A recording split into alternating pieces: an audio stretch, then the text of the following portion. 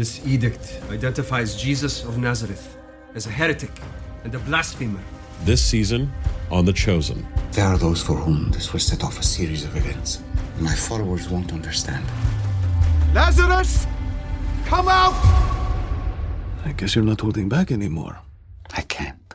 I'm out of time. See Season 4 of The Chosen in theaters on February 1st, starting with episodes 1, 2, and 3. Get your tickets now at thechosenriseup.com.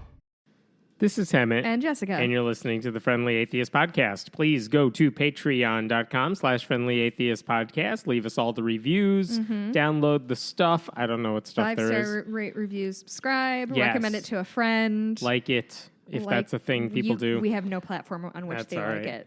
Like emotionally, they happy can like early 4th. God, Hammett, I just fucking saw you. What are you doing at my house again? I know, I'm back. I'm going out of town for a few days with family, so it's like, all right, we're going to get 4th this done of July soon. stuff, so we're just going to we're going to throw a wedge in as The sad thing is, it's only been a few days, and yet I'm like, oh, look, here's a ton of stuff since last time we recorded. Over the weekend, I was like, are we going to be able to fill up a whole new show when we literally just talked like 4 days ago? And hella can. Good news, as we're recording, the U.S. advanced over England in the Women's World Cup soccer finals, which is exciting. That, England. Also, fuck y'all, England. That's not true. I love England. Also, one of the women scored a goal, and then she mimed sipping tea, which is like a fucking atomic Is that what burn. she was doing? I saw the replay. I thought Such she a was good smoking burn. something. No, she was sipping tea. All I saw was 2 fingers. I'm like, she's smoking something. And also, the Trump administration said it would not include the citizenship question for the 2020 census, which is a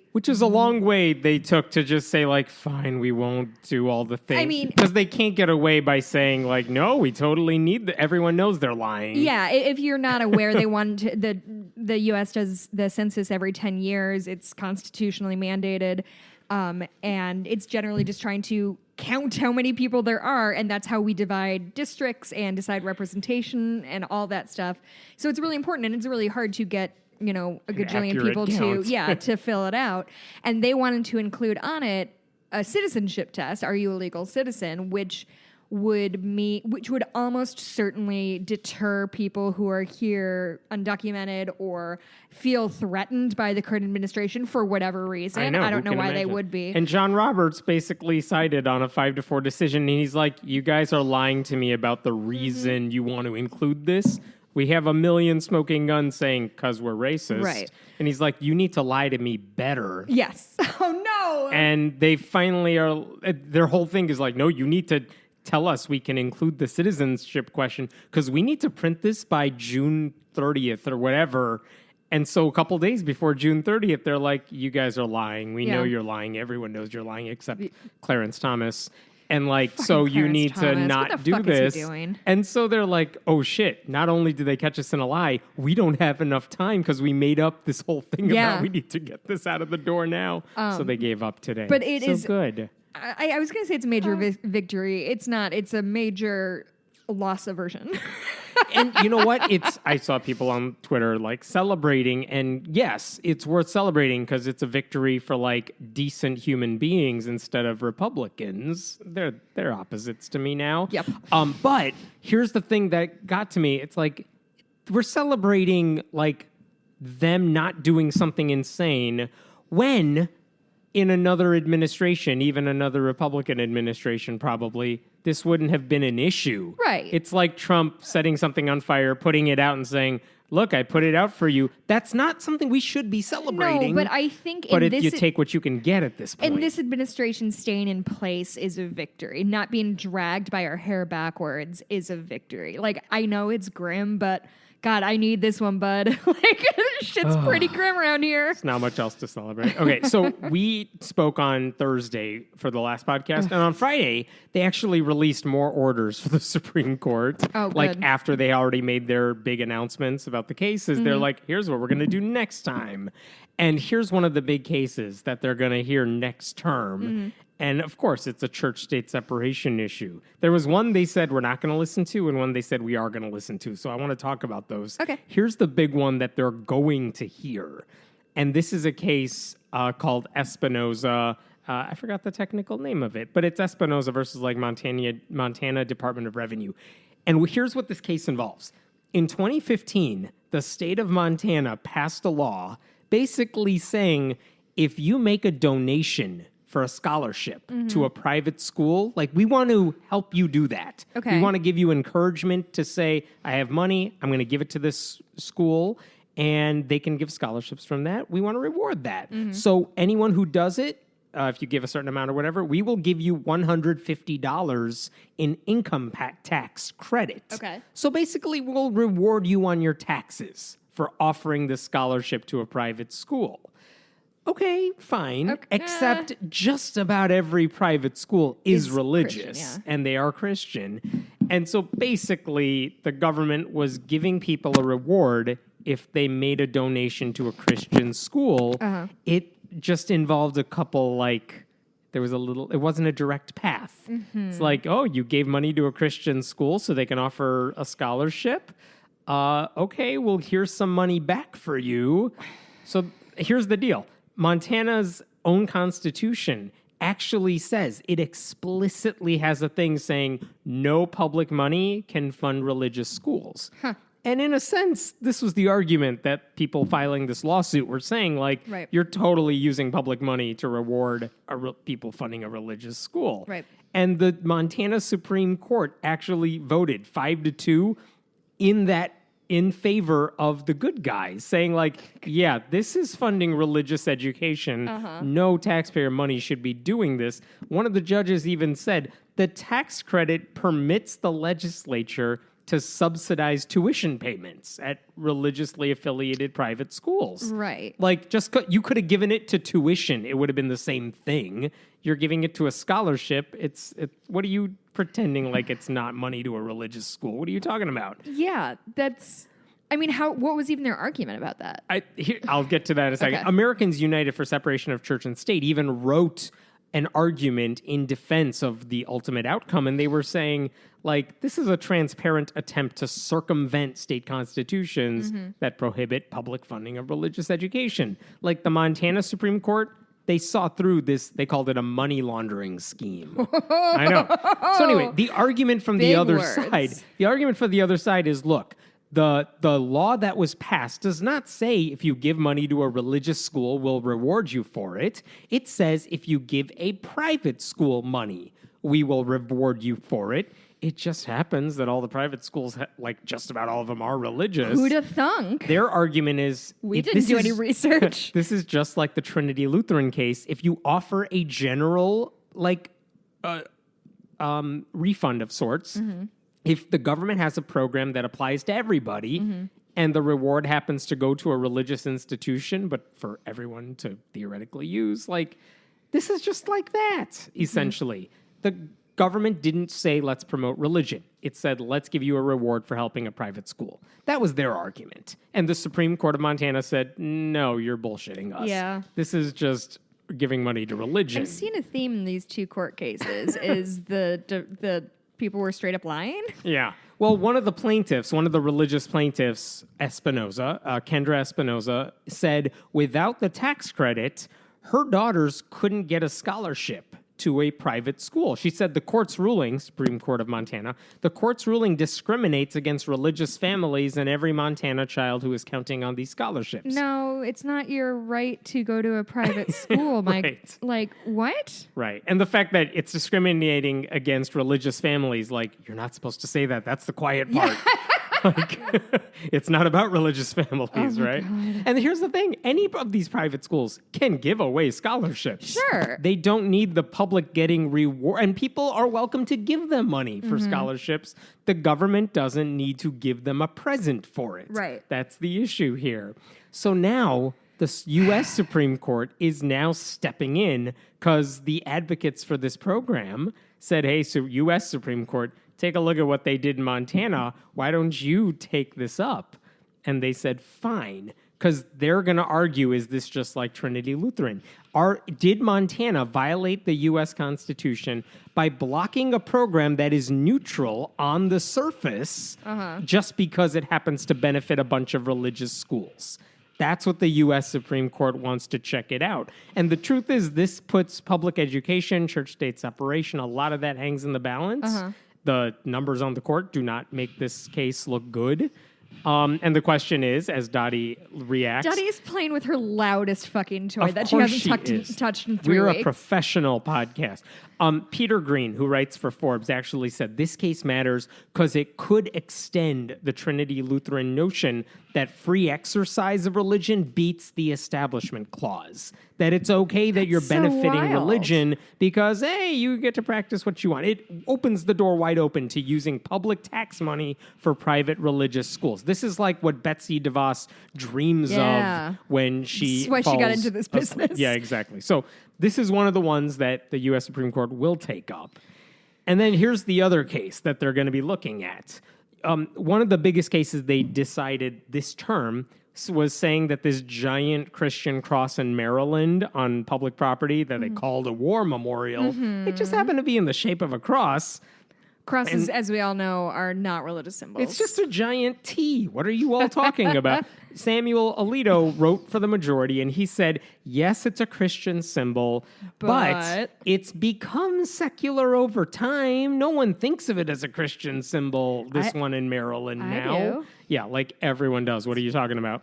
So anyway, it turns out while that case is going on, there is a separate case in Florida involving a very similar issue. Okay. This one involves a giant Christian cross in Pensacola's Bayview Park. And basically, like, this one is not a war memorial. This is just a straight up cross. And the American Humanist Association said years ago, like, you're just promoting Christianity. Like, this, what are you doing? And you use it for Christian purposes. Right. Like, this is not the same thing. You can't even get away with this one. Right. And so they filed a lawsuit in 2017. A court said, yeah, this is unconstitutional. Good. It's got to come down. And at that point alone, district court level, like the city of Pensacola, the taxpayers there, had to pay more than $130,000. Fuck. And then all these Republican attorneys general from across the country are like, we need to appeal this because yay, cross. And then the 11th Circuit Court of Appeals unanimously said, yeah, we were right. The guy was right the first time. The judge, he was totally right. Of course it has to come down. But here's the downside. They said, look, we don't want to do this. We don't want to say it's illegal. But the Supreme Court precedent says it's illegal, what you're doing here. But they also kind of said, like, this is actually what was in their writing. Our hands are tied. We are constrained to affirm the district court's order. so dramatic. Yeah, they were basically saying, like, look, we don't want to do this, but our job says we have to. Oh my God. So, hey, U.S. Supreme Court, you should look at this. Usually Supreme Court says, well, there's a decision here and the opposite decision somewhere else. You need us to resolve the issue. Right. And here's a case where it's like the one judge said it, then the unanimous appeals court But I said don't it. like that answer. And the appellate court's like, yeah, I know we all are saying the same thing, but we still want you to step in and say the opposite. God. And so here's the deal. The Supreme Court said last Friday, oh, by the way, one of those judges, only one of them was a Trump judge. And he actually said there were 5 things he knew for sure about this whole case and the Establishment Clause jurisprudence. He's like, the way we deal with church-state separation, it's a wreck. Oh. He said, as a lower court, in the appellate court, we have to apply the rules as seen, Don't and you that's a hate problem. when the laws get in the way of your lawyer job? He said, in the last decade, the Supreme Court has increasingly emphasized the importance of history and tradition. And like, come on, you guys! Like, this cross has been around for a long time. It's old as fuck. So why don't you change the law to emphasize history? Yeah. Which is what Alito did. He also said there's a robust history of a bunch of cities and states erecting cross monuments on public land. That's totally normal. And also, like, saying that this would be illegal, that actually now violates what the Supreme Court says. So he's basically saying, hey, Supreme Court, take this up. They said this on Friday, they said, look, we're not going to take up this case, but we are throwing it back to you. We are tossing out the ruling that you already made to the appellate court. And then they said, hey, appellate court, take another look at it now that we've ruled about the Maryland one. And we said tradition is okay. Take another look at it. And so here's the new questions that you got to ask. Like, is tradition alone enough to say this one is legal? Because again, with the Supreme Court's ruling with the Maryland cross, it doesn't mean you could just put up a cross willy-nilly. Are there any rules anymore? Like, is it There are no literally rules about just I this. didn't get the answer I want? Somebody give me a different answer. That's exactly what this feels like is. Dad told me I couldn't go to this thing. I'm going to go ask Mom. Yes. And now the court's saying, like, well, we now say precedent is that if it's an old cross, you can get away with it. So is that enough to fix whatever your needs are? And they're tossing it back there. But, like, is tradition enough? Because this isn't just about tradition. Remember, this is an old cross. This isn't a war memorial. It hasn't been around nearly as long. And it's a similar thing to the other one that it's on public property. It costs money to maintain. It's a tacit endorsement of Christianity at a national level, which isn't okay. So the question is, if a giant Christian cross is not that old and it only has a religious purpose, then can you still say it's legal? I mean, even with the Supreme Court's decision, it's like that it doesn't apply here. We're not talking about apples and oranges. These are totally different issues. But is it enough for the Trump judge and the other judges to be like, yeah, all right, we could change our minds now. So they're going to get another shot at it. Cool. And so who knows? It shouldn't be legal, but now the court may have found their justification to get away with saying, yep, this one's legal too. Crosses are legal everywhere. So That's fun and cool and good. So that's the thing that's happening. Neat. I think this happened after the last time we talked, but I did want to bring this up. The last time we talked, the second Democratic debate had not happened. The second night of it anyway. And one of the things Pete Buttigieg said in the second debate got a lot of attention. We didn't get a chance to talk about it. He gave us a shout out. Yeah, exactly. Here's the thing that he said, and he kind of you could tell he had the line prepared because that's what you do when you're preparing for a debate. And he clearly pushed it in where it didn't belong. He's just like, I'm talking about this other thing, but you know what? While we're at it, I'm just going to say this. Now that I have the spotlight. Exactly. But here's the thing he said. He said the Republican Party likes to cloak itself in the language of religion. Now, our party doesn't talk about that as much, largely for a very good reason, which is we're committed to separation of church and state, and we stand for people of any religion and people with no religion. And he also said, but we should call out hypocrisy when we see it. And for a party that associates itself with Christianity, to say that it's okay to suggest that God would smile on the division of families at the hands of federal agents, that God would condone putting children in cages, has lost all claim to ever use religious language again. Got a huge standing ovation. He actually, as far as I can tell, got the most money in the second quarter. Yeah, he cleaned up. He cleaned like $24 million in the past 3 months, which is not something a lot of candidates ever get. So, okay. Here's the reason I took issue with what he said. He said our party doesn't talk about religion as much. That's a lie. Democratic candidates talk about religion all the time. He's using a right-wing talking point, which is that the Republicans are a party of faith and the Democrats are somehow this godless party. Like Obama always worked in religious references. Cory Booker can't get a sentence out without working in a Bible verse. And plenty of these candidates talk about religion all the time. Here's the difference. They don't use it as the only justification for their ideas. Like when Elizabeth Warren says, I have a plan for that, the plan isn't the Bible said it. But she will use Jesus says, help the least of these. And this is why this is my plan to address poverty. This is the sort of thing Democrats do. They can cite the Bible. They could talk about the importance of religion.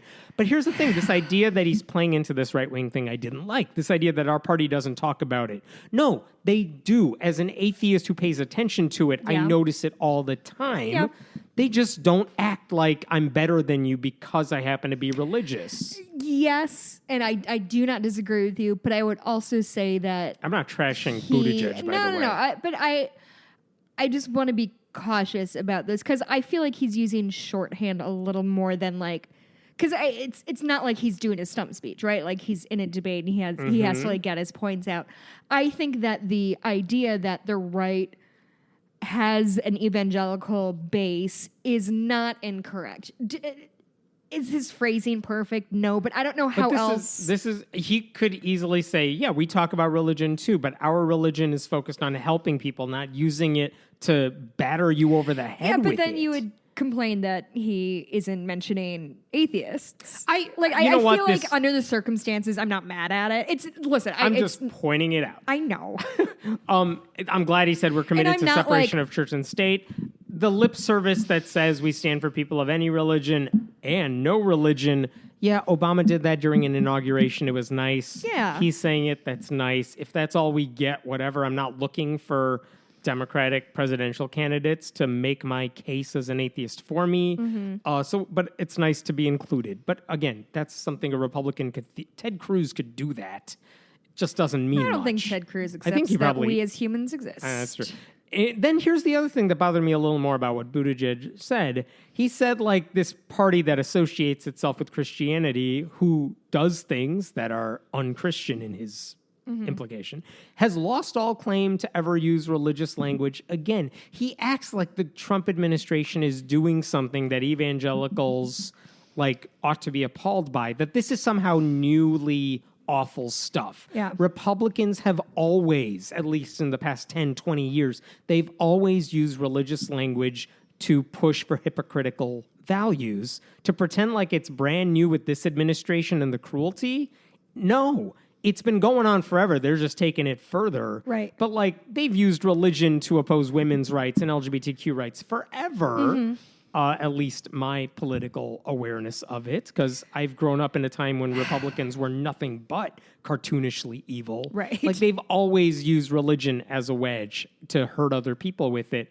So this idea that, I know he's a religious guy, but to pretend that the Trump administration is doing something hypocritical that used to not be the case, like, no, that's bullshit. They've always been this bad. And again, I know it's a debate. I know he's maybe shorthand. Maybe he's just trying to like make that case. I like that he pointed out that they're religious hypocrites, but it's not new. It's not new with this administration. This has always been what Republicans do with the evangelical right. Yeah, I do think, though, what we're seeing right now is a more extreme version of what's been building in the last 20 years, because it is more amusing to see white evangelicals justify everything Trump is doing using their religion. So like, oh no, they shouldn't have crossed the border or whatever. So bad. But like, yeah, I don't know. Yeah, I just think I think that everything's kind of coming to a point with the border situation. I really think that's because you and I have talked about injustices at the hands of the religious right for a long time.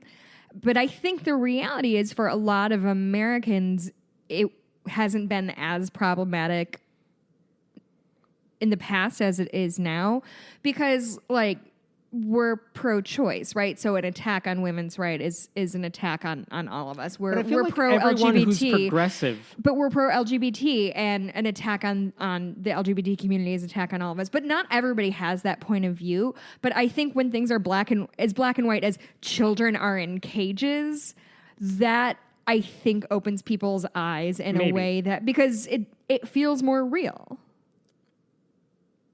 I'm debating whether I buy that or not. I mean, you're right. It's a worse, like, it's right there in front of you. You're seeing pictures of kids in concentration camps. What the hell is wrong with you if your religion says it's okay with this? And their response is like, we're not saying our religion's okay with this, but there's got to be punishments. That's what the right wing is saying.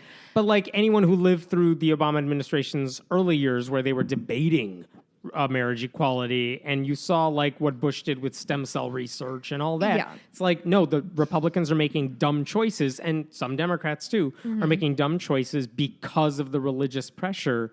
So yeah, what's happening now is really awful, but it was never not awful. And it's also less abstract. Gay marriage is an important right, but it's also fairly abstract. Stem cell research is pretty abstract. Abortion rights are pretty abstract unless you're like fucking staring it in the face.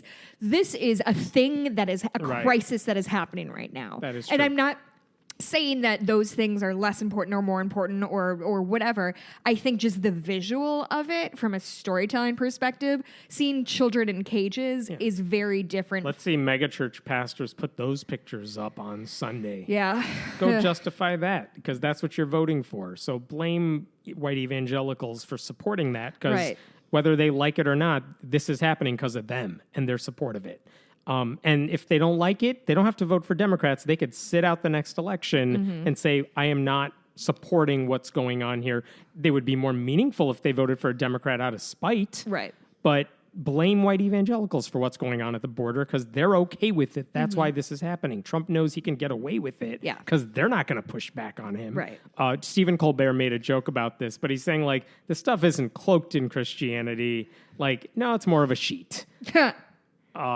Anyway, so Buttigieg said that stuff. He got a lot of applause for it, and it sounds really good, which means he'll probably use those lines again at some point. But just to point out, like, he's simplifying it to the point where he's giving the right and he's giving white evangelicals more credit than they deserve for the past, and I don't think that's fair.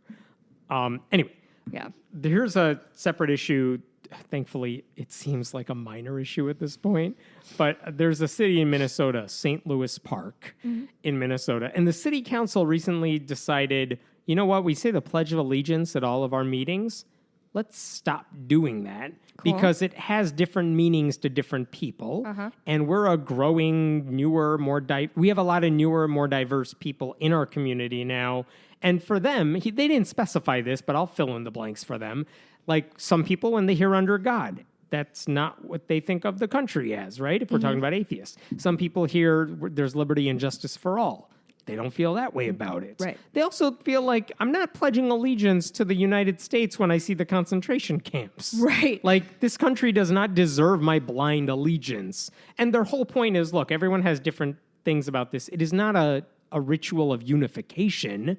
So let's just drop the pledge. People can say it on their own if they want. We don't need to make it a part of our meeting. They voted 5-0 to make that change. I think there were 2 people who were not there that day. Okay. At least one of whom said, no, I would have supported it. But whatever. They voted to get rid of it. One of them even said, I hope it's not too controversial. Like, where have you been, buddy? Anyway, so they made that move. And, of course, the Christian right since then has been flipping out over this because they care more about symbols of patriotism than actual patriotism. So or actual Americans. Or actual Americans. So they're saying, one Fox News contributor said, if you're bothered by the pledge, you should live in another country. Cute. Because only conservative Christians are allowed here. Now, some people on the right, every time you see an article about this on a right-wing website, they're like, this is happening in Representative Ilhan Omar's district, and she's a Somali Muslim, and then they just kind of stop there, because she had nothing to do with this. But they put up her picture. They're like, look, she's Remember black. Remember the hijab? Do you see the hijab? Do you see the black woman? Also, they got rid of the pledge. Link those together. We won't do it for you, but it's a connect the dots, and here's 2 dots for you. You do the work. Cool. That's fun and cool. Now they're going to revisit they're going to revisit the pledge question now. Oh, are they? Yeah, I think they are. They're going to revisit it at their next meeting, and I hope they don't change their mind because they were right the first time. Right. But I want to talk about a thing. Yes. North Dakota. They currently have one law regarding abortions that requires physicians to tell patients that abortion terminates, quote, the life of a whole, separate, unique, living human being. Keep going. What was that? Don't worry about it. Are we going to do sound clips now? No. Oh, okay. And so that's already in existence. And then as of August 1st, HB 1336 is going to come into existence that compels doctors to tell patients that medication-induced abortions can be reversed. So in other words, when you have a non-surgical abortion, it generally consists of 2 pills that have to be taken separately. So doctors must tell patients that it's a government-scripted information, which, like, hello, 1984, on where to find a medical professional who will provide an experimental and unethical treatment to, quote, reverse an abortion. So And the idea is you take the first pill, but before you take the second you one, change your mind. yeah, you can do that and it'll undo whatever you abortion. started. But that hasn't been tested. We don't know what effects that has. And also, like, once it's been induced, the woman is once you've had an abortion, once you've induced an abortion, you're not pregnant anymore. You can't just like put it back.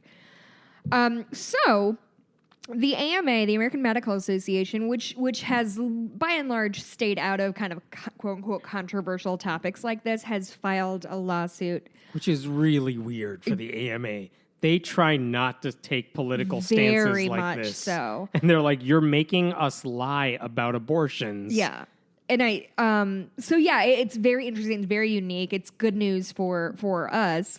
And it's good to see the whole medical profession basically saying Republicans want us to lie to women about their health, about their bodies. Right. As doctors, we don't want to be complicit in this. Right, and so we're suing the whole state. And it's good because I feel like the AMA, you have to remember, is like made up of membership of doctors. It's not just like this overseen body. So AMA President Patrice A. Harris, she said, the patient-physician relationship is the cornerstone of healthcare and depends upon honest, open communications about all of a patient's healthcare options. The AMA will always defend science and open conversations about all healthcare options available to patients. So essentially, they're saying that these two laws violate the First Amendment rights of physicians by forcing them to lie. Yeah, good. They're right. The question is whether the courts will agree with them, but that would be a hell of a new way to get the the abortion side, the anti-abortion side, to like calm the fuck down with all the lies. She also said the law forces this is the one that's already in existence. Forces physicians to endorse a controversial and ideological government message which misleads patients, which is unmoored from the scientific facts relevant to the patient's need to consent to abortion, and which shames and stigmatizes the patient's decision to seek an abortion. Not only does this message threaten emotional harm to patients, but it also exposes patients to unknown side effects from an unverified medical procedure. Yeah, this is what I never really understood about the anti-abortion side, which is their arguments are so weak that they are totally fine with pushing for obstacles like, oh no, the halls of the abortion clinic have to be like this many feet wide. Yeah. Has no medical purpose. It's just an obstacle. Right. This is the law in North Dakota is like, no, doctors just have to tell lies to patients. It's wild. And they're totally fine with all of this. They're all like, we have the facts and the truth on our side. How are you going to implement this? How are you going to persuade people? We're just going to make you lie. Yeah. We're just going to put obstacles in your way because our arguments can't stand for themselves. Yeah. So we're just going to make you do all this stuff by force of law. And it's good to see people who actually know what the hell's going on say, no, we are not taking part in this. Right. Hopefully and it'll work. And even if this lawsuit is successful, I want to be clear that like getting an abortion in North Dakota, even if both of these laws are stricken, still, these things that the AMA is not pressing against, a patient must receive state-directed counseling and then wait 24 hours before the procedure is provided. Abortion providers must offer women the opportunity to view an ultrasound.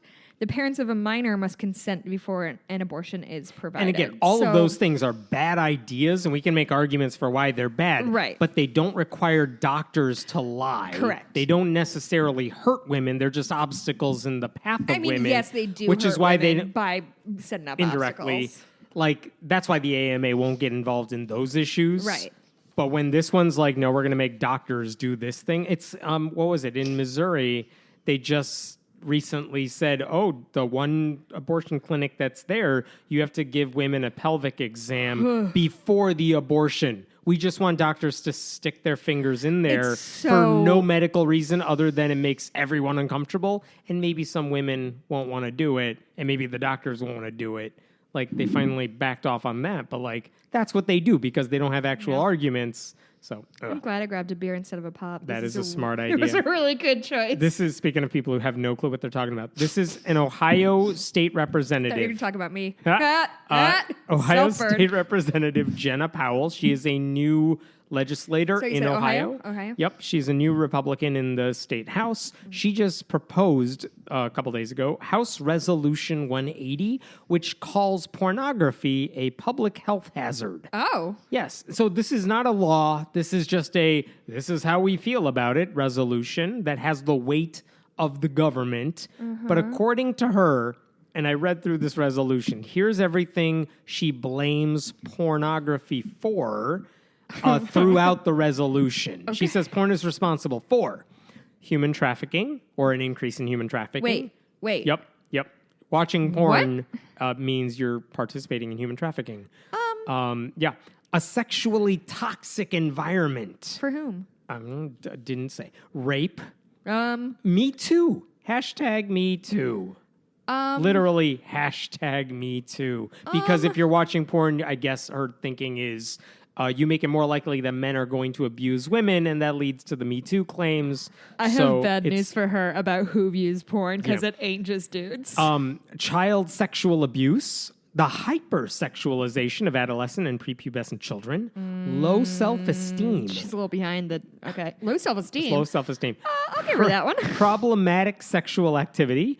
Body image disorders. Negative impact on healthy brain development and functioning. Oh, I'm sure she cited the studies. Okay, I'll stop interrupting. There were no citations. Okay. I'm going to run through here. Okay. Emotional and physical illness. Right. Deviant sexual desires. Harmful sexual behaviors and addiction. Difficulty in forming or maintaining positive intimate relationships. Uh-oh. Yeah, because if you watch porn, you must be single and incapable of having a relationship. Risky sexual behaviors. Extreme degradation. Extreme. Decrease in young men to marry, pursue intimacy, or engage socially. Basically, it's socially awkward young men watching it and then never able to not watch it. Dissatisfaction in marriage.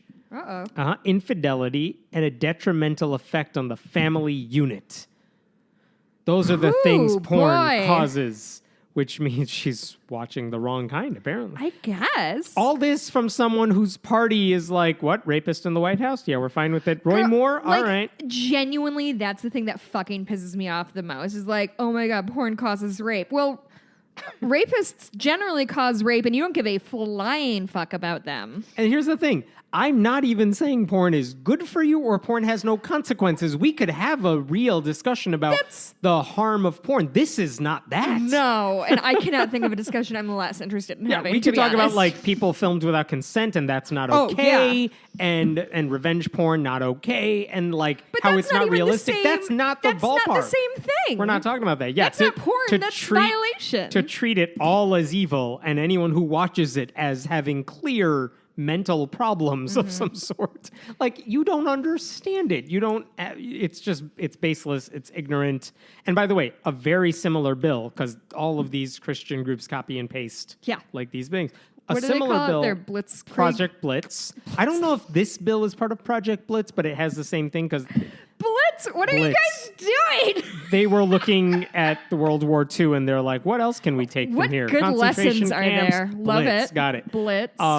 A similar bill was passed in Tennessee.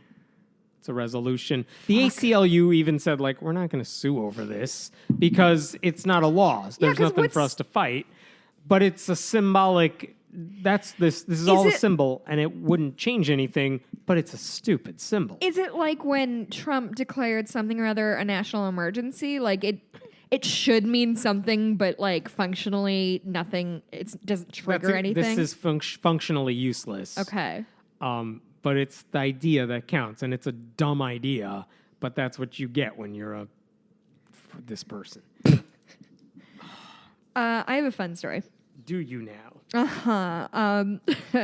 So recently, some headlines have been popping up, and I would like to read my favorite from The Sun, purveyors of fine journalistic integrity as always.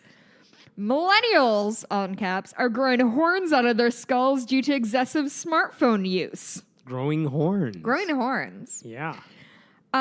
So there was a study conducted by a chiropractor. This is a good start. And that's not to say that chiropractors are not capable of holding studies, but this particular chiropractor did not. So researchers looked at X-rays of 1,200 people who, you know what, maybe the chiropractor didn't run it, but it took place at his clinic, his or her clinic, I'm sorry. 1,200 people who presented to a single chiropractic clinic. So they took like profile X-rays, and they measured, and I'm going to say protuberance a lot in the next 5 minutes, and I just need everybody to bear with me. They measured their bony protuberance at the base of their skull. So like right here, Ski, like kind of like the base of your skull. Yeah, okay, back under. Like right here. Yeah, it's just The where the base. hair stops. Yeah, exactly, where your hair stops and like the corners. Which is where I keep my phone when I'm talking on it. Oh, What? no. Oh, no. There's more. There's lots of evidence, so please don't poo-poo it. Oh, okay. I would Keep like telling to... me what the chiropractor found. Taking you completely seriously. So they measured these protuberances, and if it exceeded 10 millimeters, it was deemed enlarged. So that's a study. Okay. They compared how common it is for this enlarged protuberance to exist between different age groups, between men and women. They tried to calculate what would predispose you to having it. And so the authors gathered this data and were like, so these protuberances apparently are a body's natural response to stress and are more common with age. I have never heard of this thing before. That means nothing. I'm an idiot. We all have horns. Well, and it's funny because horns, I mean, if I said I had horns, where would you picture my horns were? The top of your head, The not top where of my head, like where the devil has his. Right. Like, So somewhere between the 'Cause they're devil and pointing- Quasimodo is where this protuberance exists. yeah, it's like if you're wearing like those wireless earbuds that go over the back of your ears, like that's kind of where they point to, and they're pointing like towards your shoulders, which like, listen, horns Sorry, are you already lost me at chiropractor. Horns are a functional thing in the animal kingdom. We can't just call anything horns. This isn't the Wild West. So anyway, apparently these little protuberances grow. I hate that word. It's a body's response to stress, become more common with age. And so they're like, oh, we've seen a lot of younger people with these growths. Therefore, we'll blame it on whatever millennials are doing. And we or young think people are it's doing. because of smartphone usage. So that's what they put out. And then you get headlines like millennials are growing horns out of their skulls due to excessive smartphone use. So they made up a stupid reason for why these horns, in big quote hands, are growing. All the tabloids ran with it, and it was by a chiropractor. I want to read just a couple. I have a couple bulleted issue points with this particular study. At no point did they measure cell phone use. Oh, yeah, well. So that the crux of their study that millennials are using, which by the way, God, I'm 33 and I'm a millennial. Like millennial is not code for children. Can we know stop that for a millennials, fucking sec? We don't. If someone calls me, I'll like let it go to voice. I'm not picking up my damn phone. Oh no, that's true. I had to call. Like I'm not putting it next to my head. I don't remember I do that very few times. Oh yeah, speakerphone for life. Right. So this idea that I the have no idea phones are what's going on. causing the protuberance. Well, no, it's because it's not. It's like from looking down. It's like looking down at your phone. It's not holding right. it up. I'm sorry. Wouldn't the same I'm thing sorry. apply The to study books? wasn't clear. If you're reading books, wouldn't you be doing the same damn thing? You could call this the Kindle problem. Blame it on Harry Potter. Did you know that when I was in third grade, I got glasses because I'm nearsighted, and Okay. nobody else in my family had glasses, and the eye doctor was like, "Oh, it's because you read too much." Oh, I've gotten that. Yeah. Hey, is anybody an eye doctor? Is that a real thing? Or did my eye doctor when I was 8 try to like discourage me from reading? Anyway, that was point number 1. So they never measured cell phone usage at all. So it was just like a bucket of assumptions. Number 2, the person measuring the protuberances was not blinded to the sex and age of the person. So assumably they're in on this study and could have been biased. The authors admitted their results contradicted existing results, which is cool. The participants all visited a chiropractor voluntarily, so it's not a random sampling of people. So it's just a shitty study that led to shitty results that tabloids then... There was an old XKCD comic where they had like... What words are you saying? XKCD? It's an internet comic. Come on. It's a comic. But he's basically saying like, purple jelly bean doesn't do it. I'm paraphrasing because I can't remember it. No, you're nailing like it. purple jelly bean doesn't do anything. Red jelly bean doesn't do anything. And he goes through like a whole bunch of colors. Green jelly bean did this thing, and it like 1 out of 20 times. It's like, oh, p-value is 0.05. Hey, look, study. And we get a result, and it's like, no, it's just a stupid yeah. fluke. Stop acting like anything happened. It's very But stupid. The whole point was people exaggerate those results to the point where it's almost Useless. laughable. Yeah. Also, I have to go look it up now because I have no idea what that comic said. the last point I wanted to bring up is the chiropractor who held the study is selling a pillow. Oh, that will help my horns growing in the back of my head. Can you believe it? I can't believe it. What is it with people selling pillows and having dumb ideas like the the Mike My Pillow Lindell guy. guy? Yeah, is a CPAC speaker who thinks Trump is God. Huh? I don't know. Is there maybe You there's watch like those My Pillow commercials. He has the necklace with the cross. oh, and he also has dead soulless shark's eyes. Yes. Maybe it's because Also, Cars for Kids is all that money goes to Orthodox Jews. what? Oh yeah, read the. It's hard to. 1-877 Don't stop it. Cars for Kids. If you read the fine print, which is in the commercial, if you gotta like slow it down and blow it up and stuff. Oh, But if you God. read the fine print, it tells you it goes to like an Orthodox Jewish like place. Really? Yeah. That's a religious group right there. Cars for Kids. I did not know. Uh-huh. God, they're okay. Never mind. I was gonna make a KKK joke, but like it made me feel really gross, so I didn't say it because they do spell. They're not Cars with a racist. They're K. just Orthodox Jewish. Anyway, the paper is from February 2018, and then the BBC reported it on June, and so in this past June. So like, if you've seen it around, it's just because somebody discovered like putting horns and millennials in a headline. Yeah, that should do it. It's gonna sell some papes. Oh my God. Okay. Here's a story out of Hawkins, Texas, which based on the number of people who live there, not many people go to. Like if you go to Google Maps and search for this town, it's very rural. But it turns out that there's the main road and then there's a little side road. And in that little land where those branch off, there's a sign that's been there for years that says in big giant letters, Jesus. Oh. And then in small letters underneath, welcomes you to Hawkins. Oh, It's like, oh, thanks, Jesus. ooh, it is in the middle of nowhere. Middle of nowhere. So this sign is huge. And years ago, the Freedom from Religion Foundation was like, this is government endorsement of religion. What are you doing? Right. The mayor's name is Will Rogers. Haha. But like, Home of Jarvis Christian College. there you go, where Claim to fame. everyone goes. And so anyway, the mayor was like, this isn't a promotion of Christianity. He's like, we're just celebrating someone famous. And he even compared Jesus to Superman. Oh. It's like, but Oh. the sign doesn't say Superman welcomes you to Hawkins, nor Hell, would it that make doesn't. any sense. No. And two, does he understand that Superman is fictional? Like, Also- I don't think that's a comparison you want to make. Listen, the cross thing makes me extremely mad when they're like cross isn't a Christian symbol, but like The word Jesus. his name is Jesus Christ. I do not know how you're going to argue with me that he's not Christian. Well, they didn't say the last name. Jesus Christ. Yeah. So anyway, the city council was like, all right, we're not playing a lawsuit game here. Like they voted to remove the sign.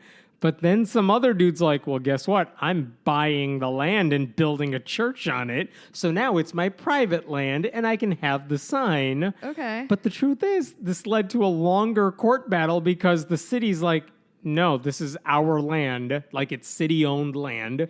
This is not your church property. Wait. Then how did he buy it? Or did he buy it? He bought the space next to it, and he claimed that the place where the sign was located, we're talking Oh. like feet apart. He's like, but that sign is also mine, and it's private property, and so I get to keep it there and like welcome everyone who comes to the city. And the city's like, yeah, you bought this little area of private property, but the place where the sign is at is not part of that. So they were fighting over that too. This goes on forever. In 2017, a court had to step in and say, the city is right.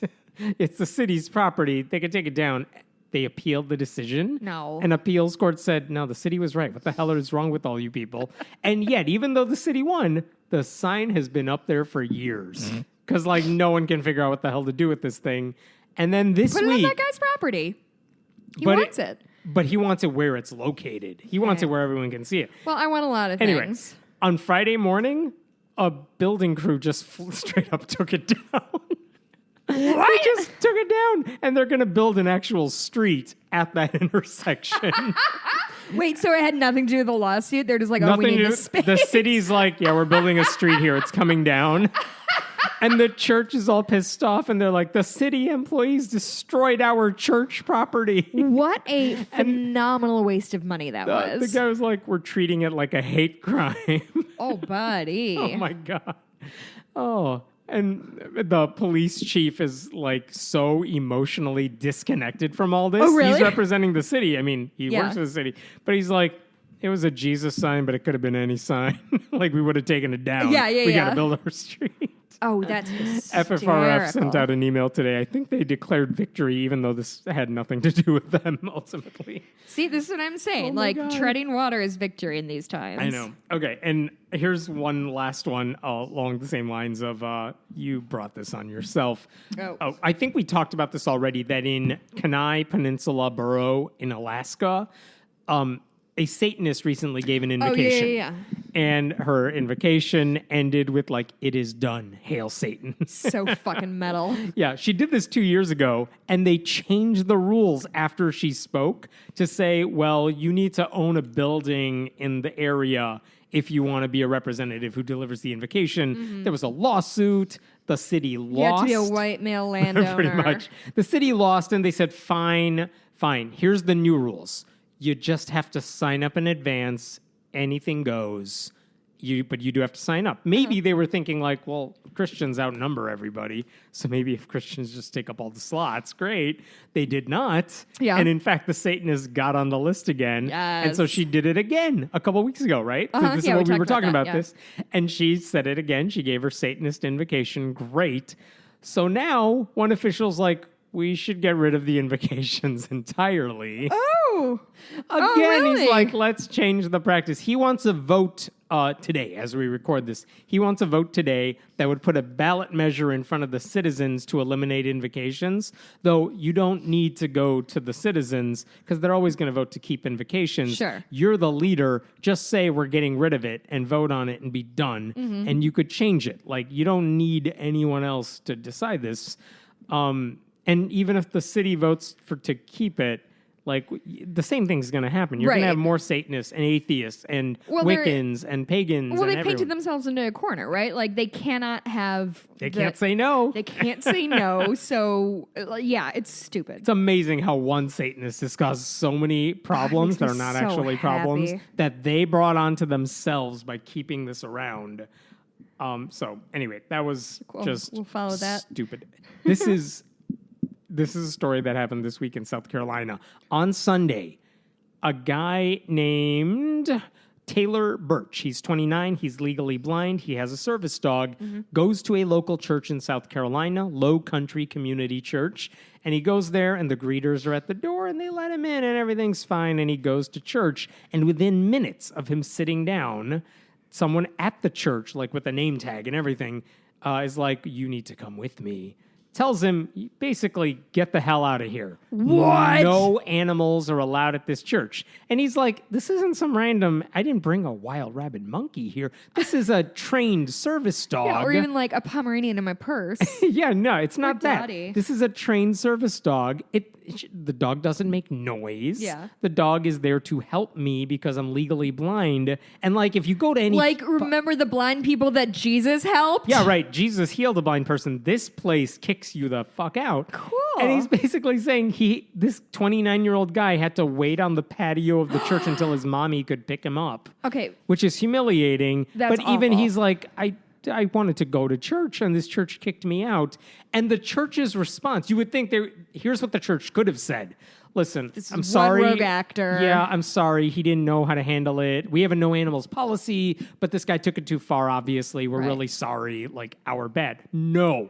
They didn't Jesus say hated any dogs. of this. He said so. He fucking hates golden retrievers. Yeah, Get them the fuck out of his the house. church's response is like, we didn't do anything wrong. We are exempt from the Americans with Disabilities Act. Oh, that's always a fun stand to take. Yeah, not like... You know all the heroes who take a stand against the Americans with Disability Acts? We write movies about them. This We is their sing response. songs about them. Those fucking heroes. Their response is not an apology. Their response is, well, we don't have to follow the law, so why are you mad at us? Like, Jesus Wow. Christ. Wow. Now, the guy, his sister posted on Facebook about this, and it went viral, and so good. He has since said, the guy in question, he said, I'm never coming back to this church, which, good. Because the truth is, most churches would have been fine with it. Yeah. That's not an issue. I'm sure he'll find another church. But it's just shocking to me that even given a second chance to respond to the situation... No, we got it in one. We fucking nailed it. Yeah, seriously. That's genuinely a tragic story. And I'm sure like a huge fear for people with disabilities to Yeah. like go into a public place and assume like not only assume people aren't going to be like fucking weirdos at you, but like this is humiliating. And again, for him. you would think the government sets the low bar for what you can do. When the federal government says this is the minimum wage, a good company would say, well, we're going to pay you better than that Yeah. because we're a good company. and Technically, we we don't like have it. to pay you any more Right. than this. For a company to say, well, we could pay you lower, but we're not allowed to. That's what this church is Right. basically. Like, That's so you could bad. do better, but we don't want to. No. Like, nope, the government has higher standards than we do at this church. So, South Oof. Carolina. That's not great. I know. One final story for you. Okay. There is Trump. One of the things he did when he got into office is because of Mike Pence, I assume, and because of the Christians surrounding him, Trump instituted a gag rule when it comes to funding foreign organizations. Oh, like yeah. if a foreign group wants money from the United States, there's a gag rule in place that says you cannot get any money if you perform or lead people to abortion clinics. There's an episode of Boston Legal about this in the Is 90s. there really? Mm-hmm. It's still happening. And so You mean Reagan, James Spader didn't solve it? God, I Reagan hope I got his started name doing this in 1984, but it's happened like when Bill Clinton was in office. And I assume this happened in George H.W. Bush. When Clinton was in office, he got rid of the global gag rule. And then when George W. Bush was in office, he reinstated it. Then daddy. Obama got rid of it. And now Trump reinstated it. So it's I've clearly... never seen a pattern. There is a pattern. So here's the deal.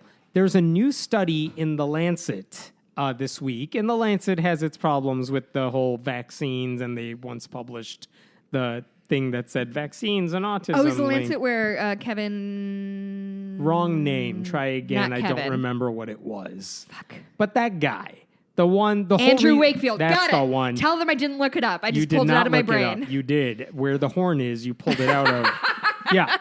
Lancet published Andrew Wakefield and retracted it after it was too late. Anyway, new study in the Ew, why Lancet. did I say Kevin? Sorry, Kevin, my brother. That's not a great sign. So the new study says, well, you know what? If Democrats get rid of this rule and Republicans keep reinstating it, we can actually do some studies on how it affected abortions. longitudinal studies that Yeah. you wouldn't think. What happened in the years when the rule was in effect? And what happened when Democrats took it away? What happened to the abortion rates? Because the whole point of the gag rule is we don't want to support abortion. And effectively reduce abortion. Right, we want to reduce abortion, right? So they did the study, and what did they find? When the gag rule was in effect under Republicans, the ban produced a 40% increase in a country's typical abortion rate. 40%. 40%. They also found a 14% decrease in the use of contraception, because that's part of the... Yeah, I want to be clear. The gag rule, it's not just about abortion. It's about birth control as well. The right? gag Or am I rule is wrong? about abortion, but the thing is, if you're an abortion clinic that might get this funding because you offer, like Planned Parenthood. Sure. If you shut down Planned Parenthoods everywhere, you are also getting rid of a place that does a lot of provides contraception. Sure. So you don't have these places getting funding now because they do abortion work. So of course the contraception usage also goes down. Sure. Which is bad. And they also saw a 12% increase in pregnancies when these Republican rules were in place. So basically, if you're a pro-lifer who supported these Republican rules of putting this gag rule in effect that the U.S. will not support you, you led to more abortions.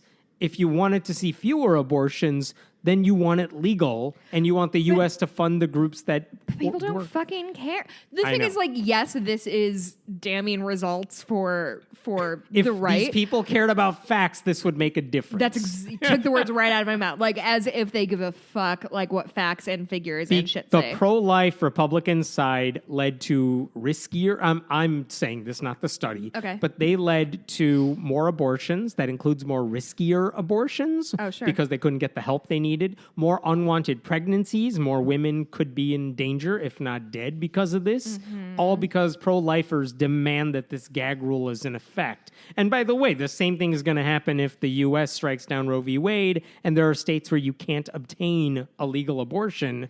All the same stuff is going to happen. yeah. And as everyone who studied this has said, if you want to reduce the number of abortions and you want to protect women and make sure they're not pregnant in the first place, then make it legal and make sure contraception is heavily available and make sure people are educated about this stuff. Right. All things that pro-lifers seem to oppose on the whole. So there you go.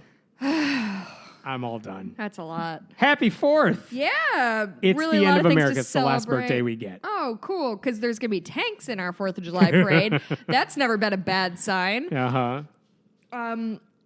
What are you doing for the 4th again? You're I'm going going somewhere. to Michigan with family That's fun. for a few days. Nice. Good times. I'm just having some friends over. We're probably going to watch Independence Day and day drink. What? It's how I celebrate. Actually, while I'm thinking about it, so my road trip is next month. And so I'm asking for a little help. I want to do meetups in DC and Toronto. Just like super cas, just somewhere where we can get a drink and like say hi and hang out. We've done 2 and they've been extremely fun and cool and chill. DC, we're there the August 18th and 19th.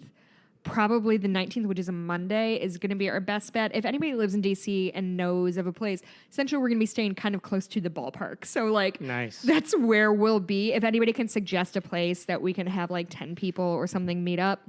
And then Toronto will be the following Monday. That might be a little more flexible, but the 26th. So if anybody lives in those 2 cities and would be willing to kind of give me a suggestion of a bar that we can just like meet up for, a couple hours, that would be appreciated. Also, I think we're going to do a meetup this month in Chicago. We're figuring it out. Details coming Question, soon. important cue. Oh, God. Should we make it a dog-friendly bar so I can bring Dottie? Dear God. She's such a good dog. Look We'll at her. figure out all Look the at that face. No. We'll figure out all the details. We'll let you know when Yeah, we I'm going to figure look into that out. this weekend. We'll probably do somewhere in the next couple weeks. But Go anyway. to patreon.com/friendly atheist podcast. Yeah, you can email us at friendlyatheistpodcast@gmail.com. You can tweet at me, I guess, at Blueberry, BLUEBURE, Hemmons at Hemmant Meta. We'll see you next week. Oh, wait, my Etsy shop. My Etsy shop. go. My Etsy Yes. shop. My unemployment check got fucked up this month, so please buy some shit from Etsy. I need to make my Bitches mortgage. get stitched done. Bitches get stitched done. Buy something, order something special. I'm very good at it. Okay, bye. Bye.